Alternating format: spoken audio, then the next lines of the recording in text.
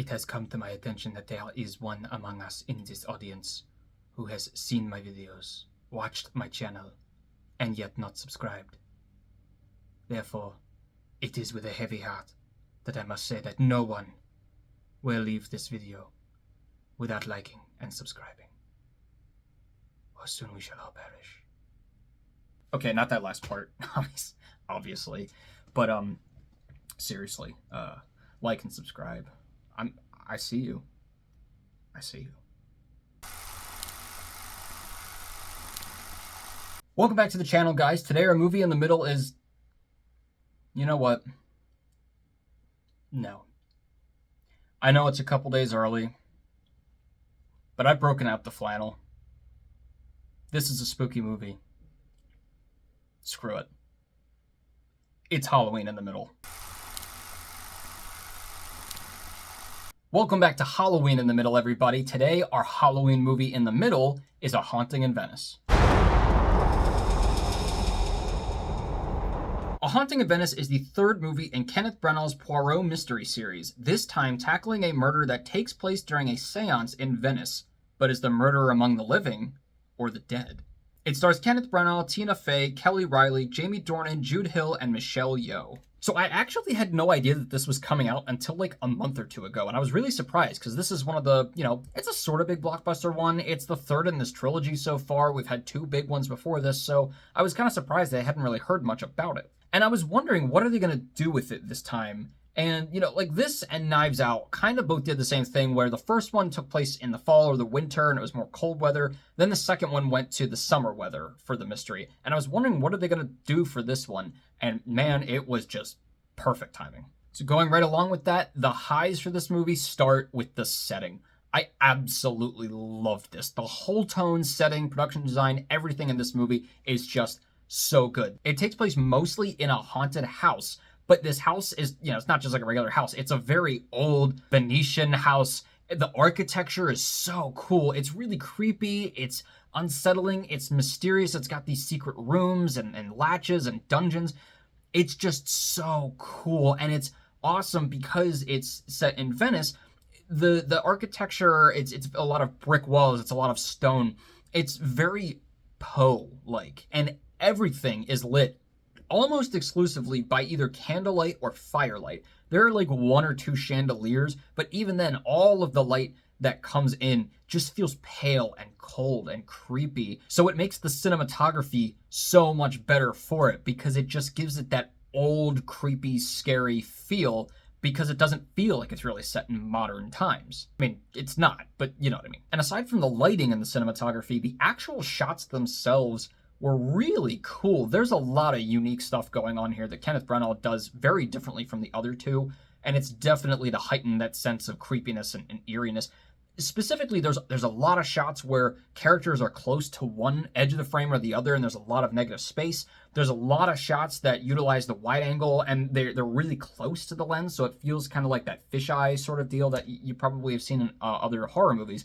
But specifically, there are so many Dutch angle shots in this movie. And if you're not like a film nerd, Dutch angle just means it's crooked. There's so many crooked shots in this movie. So many Dutch angle shots that they could have done whatever Dutch people do. I don't know. And once again, I love this Poirot. I know he's not the classic, fancy, nice Poirot, but I love him. He is quiet and reserved. He's kind of grim and he ruminates on things and he has to reflect on things and he's dealing with stuff. But man, he takes care of shit. And I loved how in this one, they kind of amped up the internal struggles and questions that he's dealing with. Murder on the Orient Express was all about his purpose as a detective and administering justice and what that looks like for him. Death on the Nile dealt a lot more with his past, his past scars and things that haunted him more so on his romantic side. And so, of course, the next logical step in talking about a person and their backstory is, of course, dealing with the almighty question, is there a God? Little bit of an escalation. Poirot is surrounded by death his entire life because all he does is deal with murder mysteries. And at the beginning of this movie, he is actually retired, showing his exhaustion from all of this, seeing all these terrible things in the world. And then throughout the course of the movie, he's basically forced to confront all of these things inside this haunted house. And it was just really, really cool because, again, he's a guy who's He's very pensive and he's very assured sometimes, but he's also dealing with a lot of stuff. He has to think through things a lot. So sometimes it seems like he's got it all together, but then seeing that he doesn't, I don't know, there's something comforting in that, since he's so good at what he does and he's so perfect, or tries to be perfect at everything. Seeing that he still can't be all the time, I just like that a lot. Generally with the other characters, I liked them too. I think the acting in this one was a tiny bit better than Death on the Nile, although all three of them kind of have this air about them that's very, these are characters in a story. And, you know, a lot of people don't like that. They think these movies are kind of mid, and I can definitely see where they're coming from. For me, these movies are not supposed to be that complex because they're based off of these old mysteries that were written a long time ago, and they're supposed to be very simple mysteries. I mean, the original Murder on the Orient Express is literally just the murder happens, and then he talks to people for like an hour, and then there's like a 15 monologue about who did it. That's the movie. They actually have amped these up, if you can believe it. So I think that it's fine to not have a super complex story or mystery and have it feel a little bit more like this is a story rather than this feels very real. But I still thought that this was better than Death on the Nile in that sense. And in that same vein, the pacing, I think, was a lot better because Death on the Nile took a really long time to get started. This one, they were just right into it. I have a couple small lows. One of them, I definitely think the weakest part of the movie is the mystery in some spots. Not a bunch, but just here and there. A lot of the clues felt a little contrived or conveniently realized. You know, and it's not a super complex mystery, so it was a little bit lackluster in that sense, but I still thought it was pretty okay. The thing is, there's actually a couple different parts to this mystery about like, okay, so somebody had to have done this and somebody had to have done that. And even if you can guess one of the parts, because admittedly one of them is pretty predictable, you might not be able to guess the whole thing. So I thought that was pretty okay, but it's still, you know, I was a little disappointed in that respect. There's also another subplot that I definitely thought would have more bearing on the story, or at least be addressed more, because it's a pretty terrifying thing that they talk about, but it doesn't really ever come up again. And I guess it doesn't necessarily have to do with the plot that much, but it was just something that they brought up, and then it was like, okay, moving on. And we're like, well, wait a minute. That's a little weird. And then the last thing, and this is more of a preference, but there is something that happens at the end that sort of makes a definitive answer on a question we have been wondering the whole movie.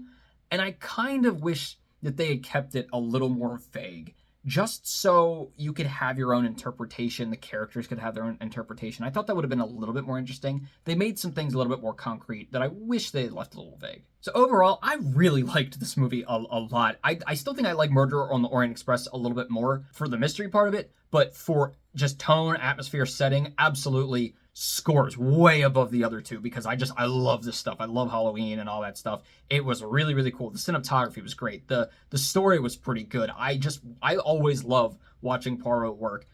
And it was pretty creepy and it was pretty spooky. And a lot of people are saying that they were disappointed that it wasn't scary enough.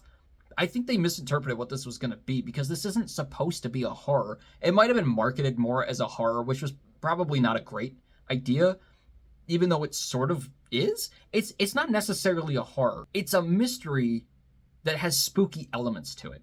At its heart, it is a mystery, but it's just in a spookier setting this time. So it wasn't really supposed to be a straight up like scare the shit out of you every scene movie. And I actually liked this a little bit more because it just gives you that kind of spooky Halloween feeling without being like downright terrifying. This was a great start to spooky season. I'm excited to see what they do in another one. I'm going to give A Haunting in Venice a 3 out of 4. All right, guys, we are into it. I have a couple movies that I've been wanting to review for a while that are like old movies. Old movies, plus a couple others that are obviously going to be coming out. So look forward to all of those. And as always, keep your hopes high, your stress low, and scares right in the middle. I'll see you guys later.